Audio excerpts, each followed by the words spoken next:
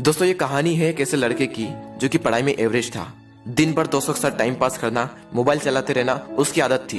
घर पर उसकी माँ की तबीयत भी ठीक नहीं रहती थी और वो ठहरे गरीब परिवार से, और घर की हालत बद से बदतर थी। यानी अगर कोई मेहमान आ भी जाए तो उसके बैठाने तक की जगह वहां नहीं होती थी। एक बार उसका दोस्त उसे बुलाने के लिए आया कि चल कहीं चलते हैं। तो वो दोस्त पहली बार उसके घर पर आया था तो घर की हालत को देखकर दंग रह गया। तो उसने पूछा, क्या तू यहाँ पर रहता है? बोले हाँ मैं यहाँ पर रहता हूँ। क्या ये तेरा घर है? बोला हाँ ये मेरा घर है भाई। बोला तू ऐसे हालातों में रहता है? बोला हाँ मैं ऐसे हालातों में ही रहता हूँ। क्यों, क्या हुआ? थोड़ी देर तक तो उसका दोस्त चुप बैठा रहा, लेकिन फिर वो बोला, वाह वाह मेरे दोस्त वाह, तेरी घर की हालत बस से बदतर है। माँ घर पर बीमार पड़ी हुई है, पापा दिन रात काम करके थोड़ा सा पैसा जुटा पाते हैं और उससे घर खर्च चलाते हैं, और तू दिन भर मोबाइल चलाते रहता है, दिन भर दोस्तों के साथ टाइम पास करता है। तुझे अपने करियर की कोई चिंता नहीं और तेरे घर की हालत बस से बदतर हो चुकी है। तो एक बात बता, किसको धोखा दे रहा है? अपने आप को, अपने माँ बाप को, किसको धोखा दे रहा है? उसके दोस्तों ने कहा तू चल मेरे साथ। वो बोला कहाँ चलना है? नहीं तू चल मेरे साथ। तो उसका दोस्त उसे वहां ले गया जहाँ पर उसके पापा काम करते थे। उसके पापा एक फैक्ट्री में मजदूर थे। वो वहां पर बैठे हुए थे, पसीने से तरबतर होकर हालत बस से बदतर हो चुकी थी, शरीर में पेन हो रहा था, और उनके पास में उन्हीं की फैक्ट्री का एक मजदूर और बैठा था और वो उनसे कुछ कह रहे थे। और वो कह रहे थे कि यार मेरी पत्नी घर पर बीमार है, इलाज कराने के लिए पैसे भी नहीं है। मैं दिन रात मेहनत करके सिर्फ 2 वक्त की रोटी जुटा पाता हूँ और उससे सिर्फ घर का खर्च चलता है और कहीं पैसा बच ही नहीं पाता। अभी तो बेटे के स्कूल की फीस भी भरनी है। यार इससे बेहतर तो मौत ही है। जिंदगी दुख का दूसरा नाम बन चुकी है। मैं तंग आ चुका हूँ इस जिंदगी से। अब तो सिर्फ मेरा बेटा ही मेरी आखिरी उम्मीद है। उसके पापा कह रहे थे कि देखना एक दिन मेरा बेटा इससे भी बड़ी फैक्ट्री का मालिक बनेगा। वो लड़का और उसका दोस्त दोनों उस चीज को देख रहे थे और पूरे गौर से सुन रहे थे। तभी उसके दोस्त ने कहा, देख देख कैसे जीते हैं तेरे पापा। तेरे पापा तेरे से कितनी उम्मीद लगाए बैठे हैं, देख जरा एक बार। लेकिन क्या तुझे लगता है कि इस तरह से तो उनकी उम्मीदों पर खरा उतर पाएगा? एक बार तो अपने पापा की हालत को देख कि कैसे जीते हैं, और एक बार तो अपनी हालत को देख कि तू कैसे जीता है। वो 2 कौड़ी का मोबाइल तेरे पापा से पढ़कर है। वो 2 कौड़ी की लड़कियां जो जिंदगी में सिर्फ कुछ पलों के लिए आती है और फिर चली जाती है, वो तेरे पापा से पढ़कर है।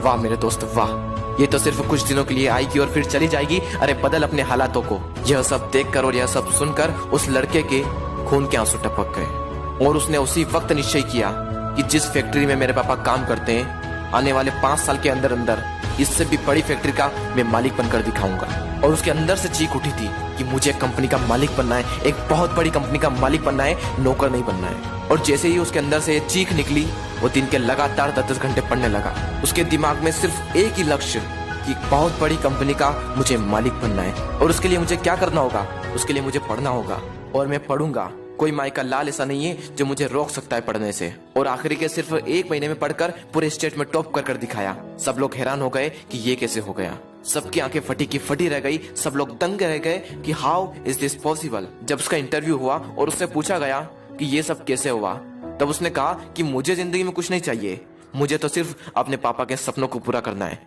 मेरे पापा का सपना है कि जिस फैक्ट्री में वो काम करते हैं उससे भी बड़ी फैक्ट्री का एक दिन में मालिक बनकर दिखाऊं। सिर्फ इसी सपने को लेकर मैं इतना पढ़ पाया और अपने प्रदेश में फर्स्ट आ पाया। दोस्तों हो सकता है कि आप इस कहानी की शुरुआती पार्ट को अपने आप से रिलेट कर पाओ। इंडिया में मैक्सिमम लोग या तो मिडिल क्लास फैमिली से बिलोंग करते हैं या फिर पुअर फैमिली से बिलोंग करते हैं। हर बच्चे के पापा बहुत ही संघर्ष करके उसे पढ़ाते हैं। हो सकता है आपके घर की भी यही हालत हो। उस कहानी में उस लड़के ने रियलिटी को एक्सेप्ट करा और अपने हालातों को बदल दिया।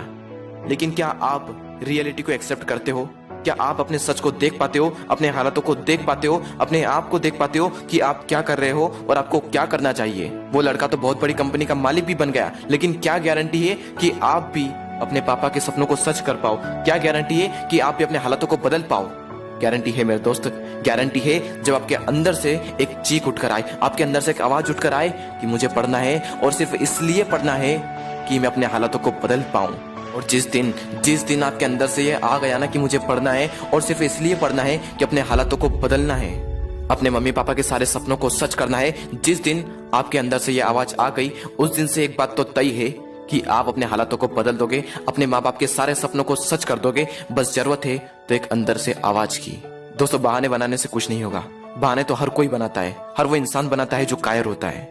मेरा मन नहीं लगता, मुझे आलस आ रहे हैं, मुझे मैथ्स टफ लगता है, मुझे साइंस टफ लगता है, मुझे ये टफ लगता है, मुझे वो टफ लगता है। कुछ भी टफ नहीं है। जाकर पूछो उस टॉपर से कि तुझे क्या टफ लगता है, तो हमेशा हमें सिर्फ एक ही चीज सुनने को मिलती है कि पढ़ने वाले के लिए कुछ भी टफ नहीं है। और दोस्तों जिंदगी का भी यही वसूल है, करने वाला कुछ भी कर जाएगा और जो ना करने वाला है ना वो छोटी सी मुसीबत आने पर रुक जाएगा। बहाने बनाने में उसका कोई रिकॉर्ड नहीं, उसे दिन भर आलस आते रहेंगे, उसके अंदर की एनर्जी बाहर उठ ही नहीं पाएगी। मैथमेटिक्स करते वक्त अगर आपको कोई डाउट आता है तो मेरे पास एक एप्लीकेशन है जो आपको सजेस्ट करूंगा, जिसका नाम है डाउट नट। आप यहाँ पर किसी भी सवाल का फोटो खींचकर उसका आंसर पा सकते हैं। IIT JEE के क्रश कोर्स की सुविधा भी आपको यहाँ पर मिल जाती है। और अगर आप बायोलॉजी ग्रुप से बिलोंग करते हैं तो उसकी सुविधा भी हाल ही में यहाँ पर हो चुकी है। मोबाइल में फालतू की चीजों को रखा जाए इससे तो अच्छा है कि कुछ काम का रखा जाए और मोबाइल का उपयोग